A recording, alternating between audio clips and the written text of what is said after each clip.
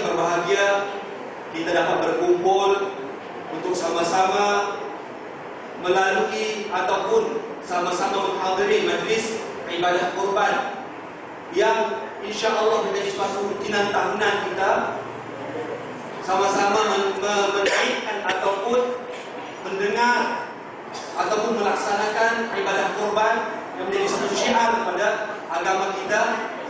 Dan alhamdulillah dalam ruang masa yang si banyak tu kita isi dengan sedikit tadhkirah sebagai apa tuan-tuan dan puan-puan yang dirahmati Allah Taala sekalian, sebagai suatu perkongsian biar kita rasa apa sebenarnya yang kita olah tiap-tiap tahun musim haji itu.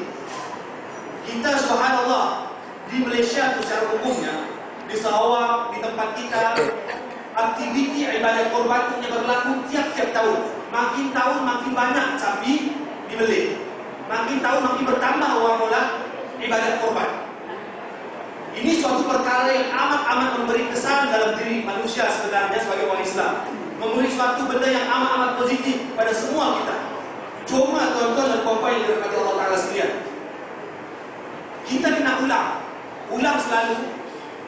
Tiap-tiap tahun orang berkorban, insya-Allah tiap-tiap tahun bagi kita datang, naga aktiviti kita, tiap-tiap tahun kita melaksanakan ibadah kurban untuk mencapai redha Allah Subhanahu wa taala.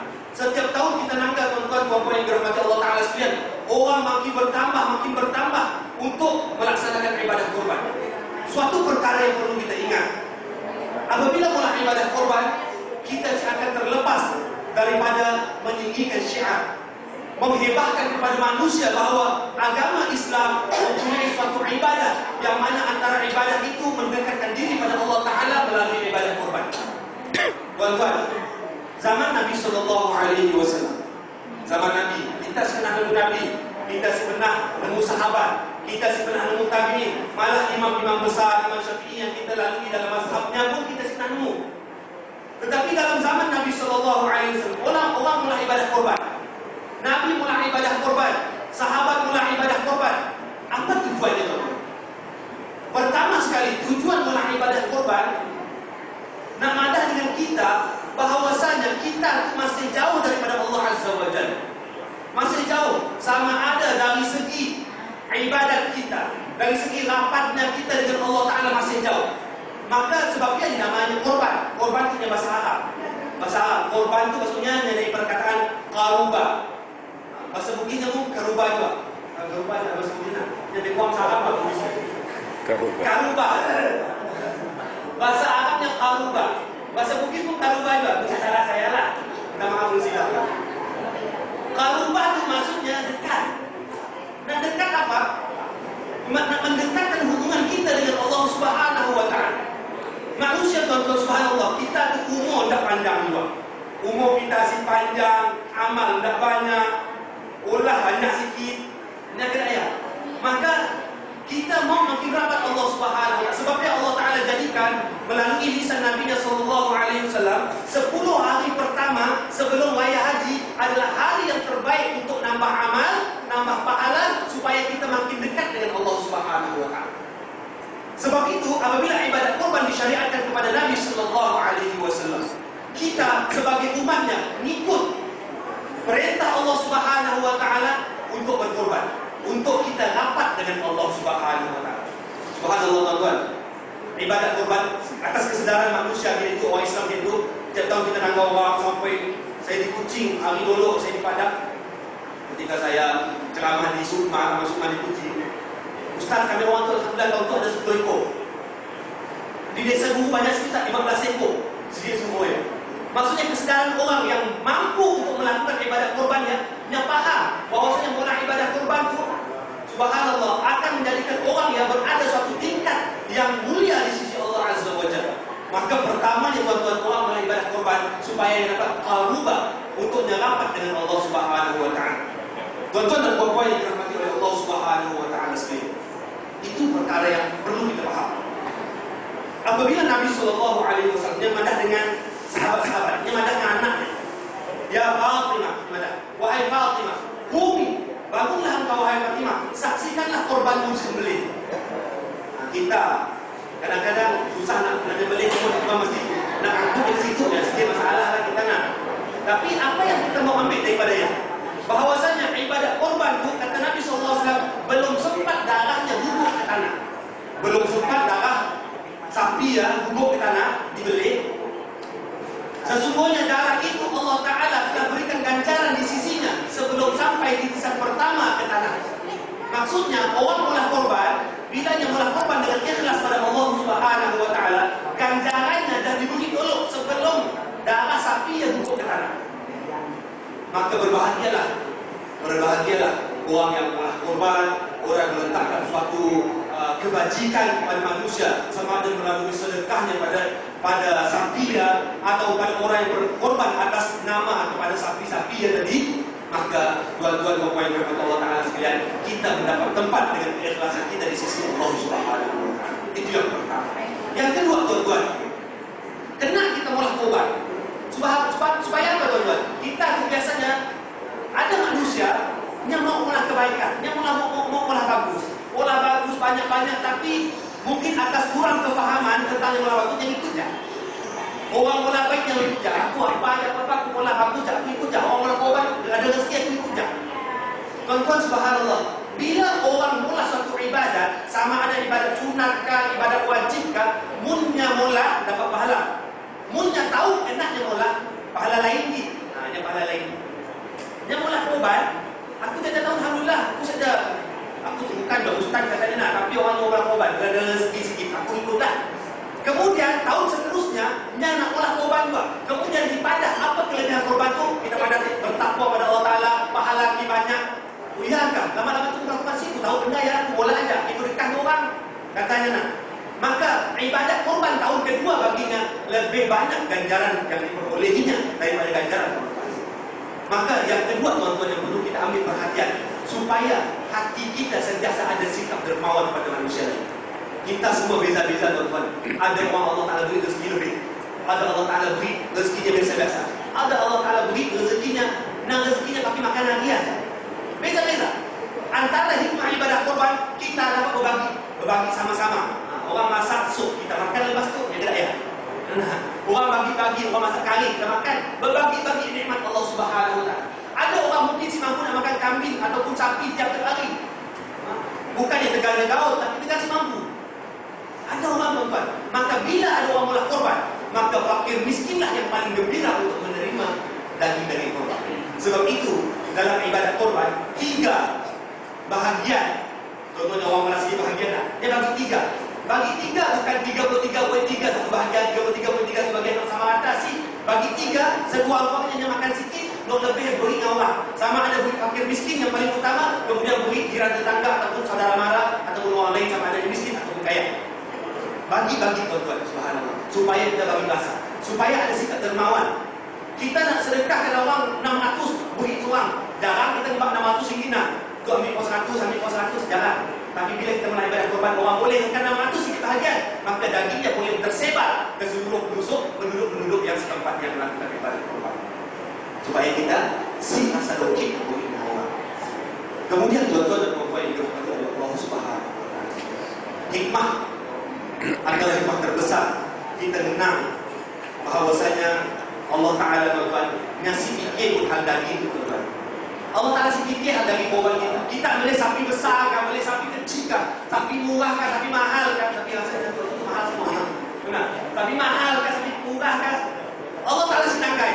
Allah Ta'ala tanggai benar-benar si kita olah ya. Sebab itu Nabi SAW pernah olah korban pakainya dan keluarganya sekaligus. Pakainya dengan keluarganya sekaligus. Ada orang sekeluarga kami 10 orang beradik, 20 orang beradik, tapi rezeki si banyak dia mampu nak beli satu bahagiannya. Maka pada tu bahagian aku pun dan keluarga aku, insya-Allah tuan-tuan, nya dapat nama untuk korbannya dan pahala yang tak berbagi pakai sekeluarga. Si akan kurang walaupun sikit. Pada asalnya siapa dah mula 10 orang, 10 bahagian itu lebih bagus, lebih banyak lagi boleh diberi dengan orang.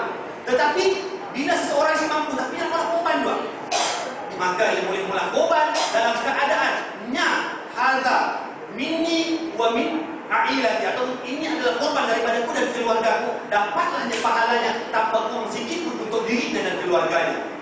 Supaya apa tuan? Supaya semua orang boleh mulakan korban. Supaya orang semua boleh korban. Dan yang ketiga, yang keempat tuan-tuan, pengorbanan sejarah yang kita dengar daripada Nabi Ibrahim AS. Nabi Ibrahim tuan-tuan, siapa orang paling disayang bagi anaknya? Namanya Nabi Ismail. Nabi Ibrahim nak tunggu anaknya lahir, anak pertamanya lahir. Kita gitu orang nikah tahun depan, beranak. Subhanallah. Nabi Ibrahim nikah dengan Hajar, nak dapat anak yang pertamanya. Satu riwayat mengatakan dia terpaksa nunggu lebih 100 tahun. Tak umurnya nak panjang daripada dia lah. Kita umur kita dengan 60 tahun, 20 tahun, tak sunat dulu 100 tahun. Hingga dulu kita umur anak lahir. Tetapi Nabi Ibrahim, anaknya lahir selepas 100 tahun lebih. Bila lahir anaknya, bukannya jauh dekat kita, nyamuk pun kita siapa agak anak kita, kotak kita ngipu anak kita. Nabi Ibrahim terpaksa pergi selepas dia meninggal anak dengan bininya di tengah padang pasir. Kemudian dia balik bila anaknya besar. Allah Ta'ala uji Nabi Ibrahim. Suruh dia beli anak. Kita saja sampai dia beli anak. Ada orang yang beli anak yang dia jenak ayam besar. Allah Ta'ala sebut dalam Quran, وَفَلَمَّا بَلَغَ مَعَهُ السَّعْيَ قَالَ يَا بُنَيَّ إِنِّي أَرَى فِي الْمَنَامِ أَنِّي أَذْبَحُكَ فَانْظُرْ مَاذَا تَرَى. Wahai anakku, ketika mana, kata Allah Ta'ala cerita Nabi Ibrahim, ketika mana Nabi Ismail itu besar dan boleh berdikari. Nabi Ibrahim baru balik daripada musafir, jumpa anaknya dah besar, dewasa, dah angkat bujang. Allah Ta'ala madah dalam Quran, ketika Nabi Ibrahim anaknya besar ke tahap dewasa, Nabi Ibrahim berkata kepada anaknya, wahai anakku, sesungguhnya aku melihat di dalam mimpiku aku menyembelihmu. Maka katakan kepadaku, apakah pandanganmu? Apa jawab Nabi Ismail? Siapa mungkin kita jawab apa? Dia betul tak pak? Dia betul kita nak. Adakah perlu dipilih? Tidak kita nak. Apa jawab anak Nabi Ibrahim bin Ismail? Qala ya abati fa'al ma tu'mar satajiduni insyaallah minas sabirin. Wahai bapakku, aku tahu kau nabi, aku tahu apa yang kau mimpi adalah firman daripada Allah Ta'ala. Maka jalankanlah perintah Allah Ta'ala. Engkau akan dapati aku di kalangan orang yang paling sabar. Tuan-tuan, ujian. Tuan-tuan, orang olah korban diuji. Kita mengumpul duit awal tahun sampai ujung tahun nak olah korban 600, 300 sampai ujung-ujung nak nyerah duit. Ada hal tak? Pasal cabut sikit duit, beli barang lain. Kena uji Allah Ta'ala. Ataupun aku nak olah korban kan, beli barang dulu. Jadi bertiga-tiga, maka anda dah hantar sekamu dah olah korban. Allah Ta'ala akan uji tuan-tuan. Kemudian Nabi Ibrahim bila diuji suruh menyembelih anaknya, Allah Ta'ala sebut dalam Quran. Falamma tallahu liljabin qala falamma aslama wa tallahu liljabin wa nadainahu ayya Ibrahim qad saddaqta ru'ya. Kata Allah Ta'ala, ketika mana Nabi Ibrahim dah lembah jalan pergi suatu lembah, dibawain Ismail. Bukan orang olok-olok dah dalam ada kursi jadi dan tidak. Memang nak dibeli. Jika ada barang yang tengkuknya, waktu dia berjalan, inilah jalan yang terakhir Nabi akan berjalan dengan anaknya Ismail. Ketika yang dilebah, diletakkan satu alas di atas kepalanya, dibaringkan, maka nak dibelih ya. Allah Ta'ala kata dalam Quran, wa nadainahu ayya Ibrahim. Kami panggil Nabi Ibrahim, wahai Ibrahim, qad saddaqta ru'ya. Sesungguhnya wahai Ibrahim telah membenarkan mimpimu. Kata Allah Ta'ala, subhanallah, wa kadzalika najzil muhsinin, inna kadzalika najzil muhsinin. Nah, kira itulah kami orang. Kata Allah Ta'ala, kami memberikan ujian kepada orang-orang yang baik-baik. Inna hadza lahu bala'un mubin. Sesungguhnya kau disuruh beli anak kau itu hanya ujian. Allah Ta'ala nak uji Nabi Ibrahim cinta dengan anak kah? Nabi Ibrahim cinta dengan Allah Ta'ala. Tidak kita nak ada duit 600. Kita 600 sebagai beli nak barang yang disuka kita kah? Ataupun kita beli 600 sebagai wala korban. Allah Ta'ala uji kita. Nak ni nak beli disuka kita. Nak ni beli disuka kita. Maka disialah Allah Ta'ala uji kita. Tuan-tuan, puan-puan yang kata Allah Ta'ala sekalian, kita semua pasti akan diuji. Setiap orang Allah Ta'ala akan uji mengikut kemampuan masing-masing. Ada orang Allah Ta'ala uji tahun ini sama olah korban, tahun depan dia dapat dua, tahun depan dia dapat dua. Ada Allah Ta'ala uji orang dia dapat olah korban tiap tahun. Allah Ta'ala uji hatinya, ikhlas kasih ikhlas. Orang yang uji. Ahasiban nasu ayyusrafu ayyaqulu amanna wa hum la yuftanun. Adakah dibiar orang nak madah dirinya beriman Allah Ta'ala sebelumnya diuji? Pasti kena uji. Orang kaya kena uji, orang miskin kena uji, orang biasa-biasa kena uji, orang kampung kena uji, orang biasa kena uji, WB kena uji tuan. Semua orang kena uji. Tuan-tuan, maka bersedilah kita uji Allah Ta'ala. Allah Ta'ala kita la yukallifullahu nafsan illa wus'aha. Allah Ta'ala akan memberi tanggungan yang tidak siapa mampu akan.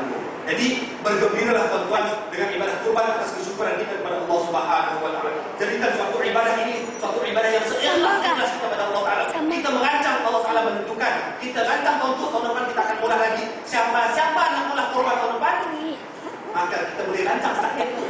Jangan kita esok nak kurban, ini dah akhir itu pada ngumpul lagi. Itu dah start kurban. Tahun depan nak kurban, boleh tak kumpul gitu. RM1 sehari pun setahun jadi RM360. RM1 sehari maka jadi RM360. Tuan-tuan, maka berbahagia orang berkurban, maka ikhlaskan kita. Jadi tuan-tuan membuat sedikit perkongsian kita tentang ibadah kurban. Kita ambil manfaatnya, kita dapat pahala, kita dapatkan sup, kita dapat makan dagingnya, kita dapat ada daging mentah, boleh mulai lagi, masa tempurung kapal, semua boleh mulai insya Allah. Jadi untuk akhirnya tuan-tuan, sebelum saya menutup sedikit sekiranya ini,